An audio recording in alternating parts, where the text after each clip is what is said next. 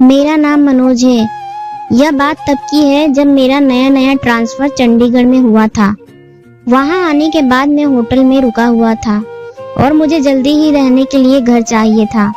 मैंने अपने साथ के अन्य लोगों से भी घर के लिए बात की थी, लेकिन किसी का जवाब नहीं मिला।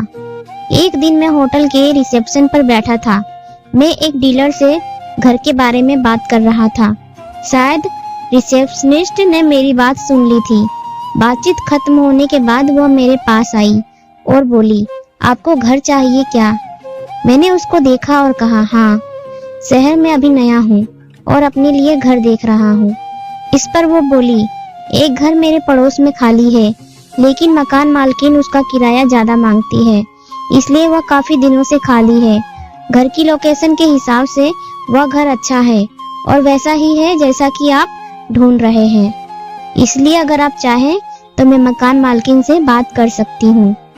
मैंने तुरंत उसको कहा, आप बात करो, अगर घर पसंद आया तो मैं घर ले लूंगा, किराए की कोई दिक्कत नहीं। अगले दिन उसने मुझे बोला, मैंने बात कर ली है, मकान मालकिन ने घर दिखाने के लिए शाम के 6 बजे का टाइम दिया है। मैंने कहा, ठीक है, लेकिन मैं वहाँ कैसे जाऊंगा? मैंने तो एरिया देखा ही नहीं। वह बोली, आज शाम को मेरे साथ ही चल पड़िएगा। मैंने उसको हाँ कह दिया और शाम को मैं उस लेडी को लेकर घर देखने के लिए चला गया। महिला की उम्र लगभग 45 वर्ष थी। बातों बातों में पता चला कि उसकी एक बेटी है जिसकी 2 साल पहले शादी हुई थी और उसका अब तलाक होने वाला है।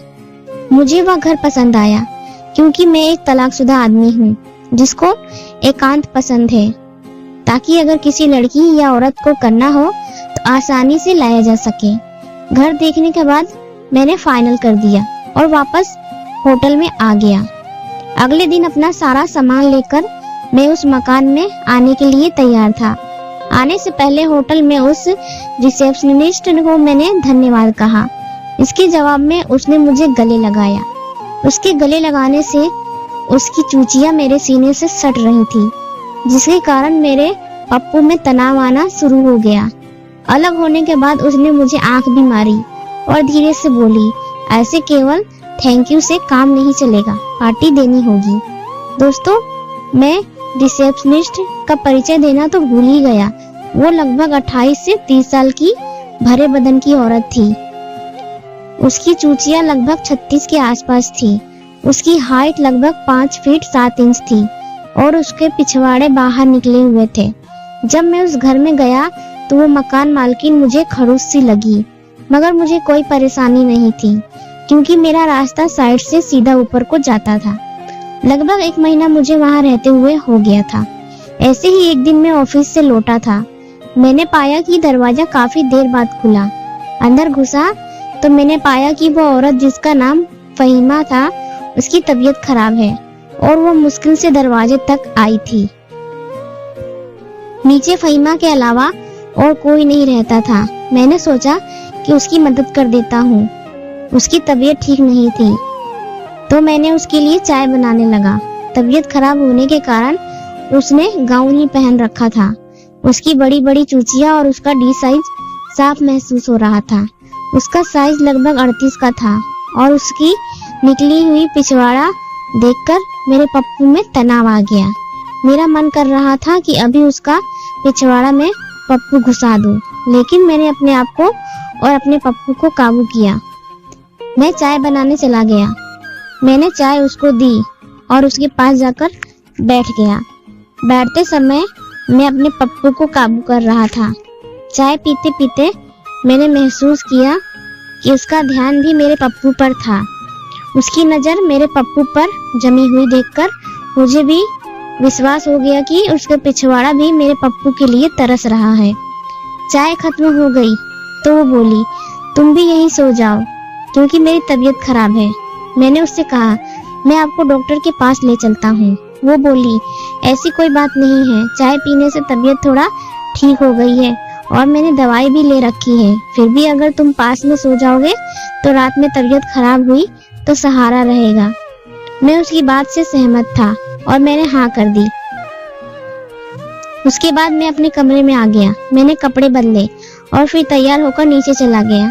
मेरे पप्पू को देखने के अंदाज से मैं समझ गया था कि वो अपनी चिड़िया करवाना चाह रही है, इसलिए मैंने लोअर के नीचे कुछ भी नहीं पहना था और ऊपर सिर्फ टी शर्ट पहनी हुई थी। मैंने नहाते समय उसके नाम की मूठ मारी ताकि मेरा पप्पू जल्दी से पानी न छोड़े। नीचे आने के बाद मैंने उससे पूछा सोने का कैसे अरेंजमेंट करना है।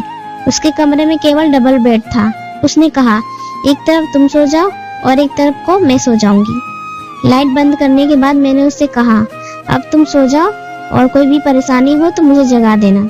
उसने बोला अगर तुम्हें परेशानी ना हो तो मेरे सिर में थोड़ी बाम लगा दो और थोड़ा मेरे शरीर की मालिश कर दो, शरीर में दर्द हो रहा है। मैंने उससे पूछा कि तेल कहाँ है और बताई। जगह से तेल लाने के बाद मैंने उससे कहा तुम सीधी लेट जाओ, मैं तुम्हारे शरीर की मालिश कर देता हूँ, इससे तुम्हें आराम मिलेगा। उसके बाद मैंने उसके सिर पर बाम लगा दिया। मैंने सिर की मसाज कर दी। उसके बाद तेल की मसाज की बारी थी तो मैंने कहा तेल की मसाज के लिए कपड़े उतारने पड़ेंगे। उसने कहा मुझे शर्म आती है, तुम ऐसा करो कि लाइट बंद कर दो। लाइट बंद करने के बाद मैंने उसको तेल लगाना शुरू किया।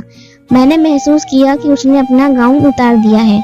फिर जैसे जैसे तेल लगाने लगा तो मैं गर्दन से उसकी चूचियों की तरफ आया। मेरे छूने से उसके मुंह से आह निकल गई। उसकी आह सुनते ही मैं समझ गया कि मेरे सामने लेटी हुई ये औरत चिड़िया मरवाना चाहती है। मैंने धीरे धीरे उसकी चूचियों की मालिश करना शुरू किया। मैं अपने दोनों हाथों से उसकी चूचियों पर मालिश करते हुए उसकी चूचियों को दबाने लगा। धीरे धीरे उसके मुंह से आवाजें आने लगी। मैंने भी धीरे धीरे उसकी चूचियों को जोर से दबाना शुरू किया। चूची दबाने से उसके बदन में लहरें उठने लगी। अब धीरे धीरे मेरे दोनों हाथ उसकी नाभि की ओर जा रहे थे। सामने लेटी हुई 45 साल की औरत अपने बदन पर काबू नहीं रख पा रही थी। लाख कोशिश करने के बाद भी उसके मुंह से ठुकाई की मस्ती भरी आवाजें सुनाई देने लगी। मैं अपने हाथ और नीचे ले जा रहा था। नीचे जाने पर मैंने उसकी चिड़िया के आसपास धीरे धीरे अपनी उंगलियां चलानी शुरू की। दोस्तों, इसकी आगे की कहानी सुनने के लिए देखिएगा पार्ट 2। अगर पार्ट 2 आप देखना चाहते हैं तो चैनल को सब्सक्राइब कर लीजिए ताकि उसका नोटिफिकेशन आपको सबसे पहले मिले।